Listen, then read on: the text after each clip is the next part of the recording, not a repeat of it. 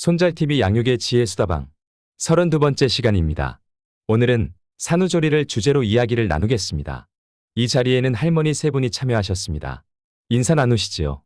저는 새 아이를 낳았고 새 손주의 산후조리를 해본 이혜경입니다.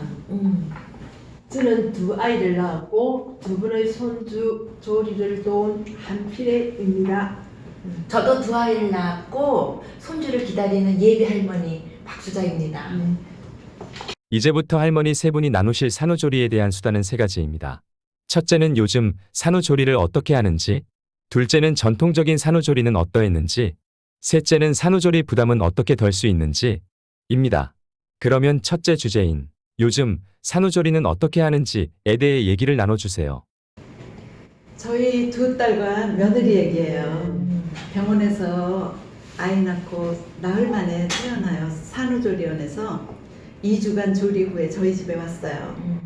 제가 도운 건 기저귀를 갈아야 하고 하루 5번 미역국 식사, 하루 한 번 아기 목욕 돌봐주는 게 주된 일이었어요. 그랬군요. 그래도 산모는 힘들죠. 맞아요. 아기가 울 때마다 매번 젖이 불어서 힘들어하죠. 그래도 산후 2주 지나고 오니까 배꼽도 안 떨어지고 태어났던 옛날보다는 덜 힘들었어요.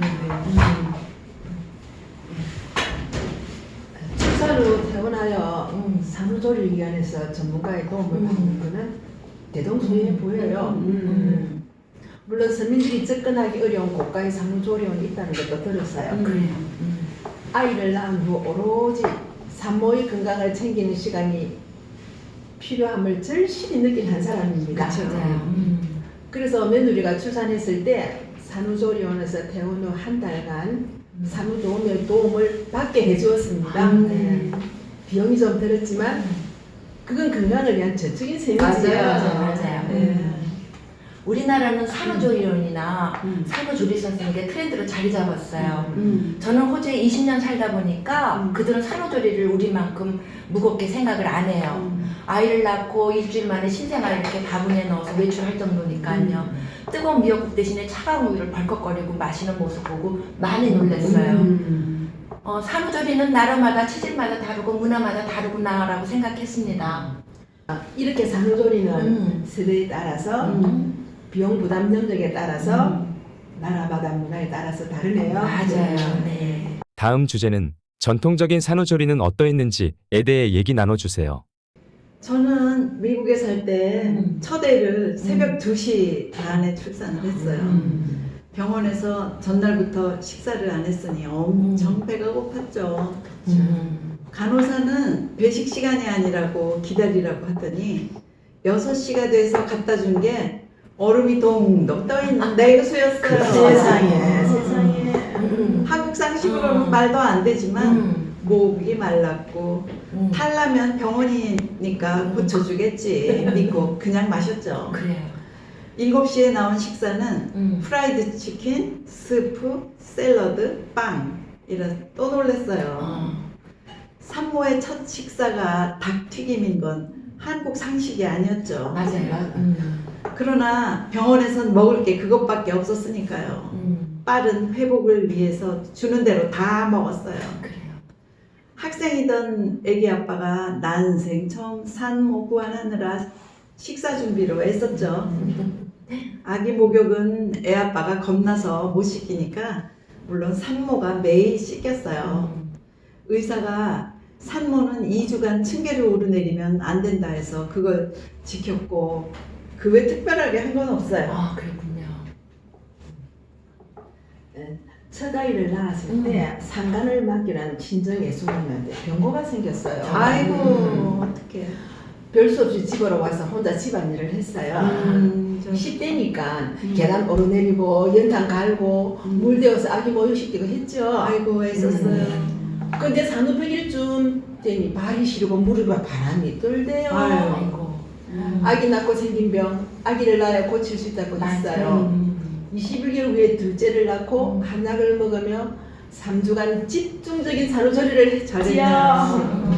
에어컨 바람, 선풍기 바람, 심지어 산바람, 강바람도 바람 소리만 들어도 지금도 물은 바람이 도는 것 같다. 이해합니다.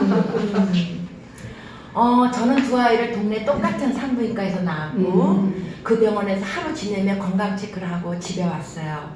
첫 아이는 새들어 살 때 주위 댁에서 많이 도와줬어요. 고맙네. 둘째 아이는 친정엄마가 첫 아이를 돌봐줘서 훨씬 수월했어요. 가정에서 산후조리가 쉽진 않아요. 그렇지만 가족들의 사랑하는 마음이 정신적으로 큰 힘이 되었죠. 그렇죠. 가장 좋은 거죠. 산후조리는 두고두고 몸과 마음을 잘 보존하는 것에 의미를 두어야 합니다. 맞아요.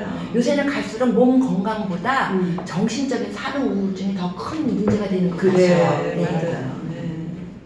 저희 엄마는 딸 6에 대한 출산을 모두 손수 해내셨어요.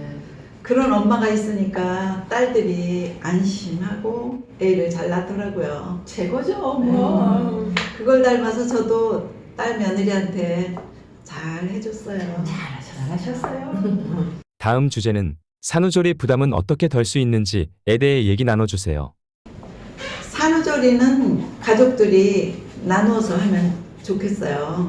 네. 최선을 다해서 시간과 노력을 기울여 잘 해줘야 합니다. 맞아요. 네. 출산 후 산모는 진이 빠진 최하의 컨디션이잖아요.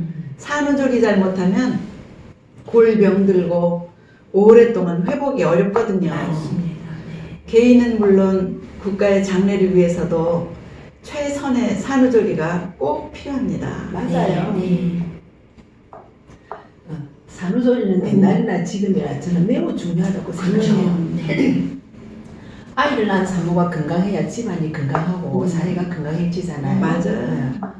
산후조리원도 저출산 시대를 맞아 산모들이 대접받는 고급화 전략을 택한 것 같으네요. 그렇죠. 그래서 과잉 산후조리를 한다는 말도 있대요. 음. 그만큼 가족의 사랑과 돌봄을 못 받는다는 말이기도 해요. 맞아요. 그래요. 네. 네. 제 생각에는 친정이나 시부모가 정성을 돌봐주고 남편과 가족이 합심해서 산후조리를 해도 좋을 거라는 생각을 해요. 네. 신생아가 주는 기쁨이 얼마나 큰데 맞아요. 모두 다 시설에 묻히잖아요. 그렇죠. 그죠? 이제는 서양 엄마들처럼 우리 아이들도 건장해졌고 또 생활 여건도 옛날과 많이 다르잖아요. 다르죠. 대부분 수도를 틀면 뜨거운 물이 나오고 적어도 장작을 떼거나 연탄을 떼는 그런 건 같지 않잖아요.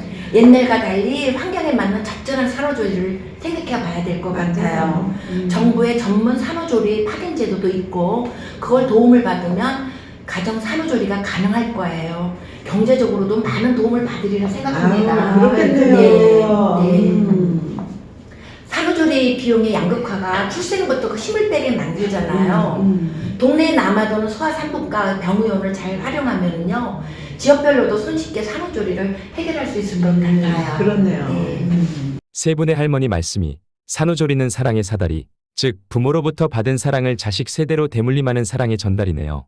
산모의 극심한 고통과 두려움을 가족들이 나누면서 새 생명의 탄생을 환영하고 축복하는 것이 산후조리의 진정한 의미라 할 거예요. 시대가 변하고 상황이 달라져도 산후조리의 진정한 의미인 사랑을 조부모님은 지켜줄 것이고 정부와 지역사회도 적극 지원할 것입니다. 손잘TV 양육의 지혜 수다방에 참여해 주신 세 분 감사합니다. 오늘 손잘TV 32번째 주제는 지혜로운 산후조리였습니다. 시청자 여러분 감사합니다.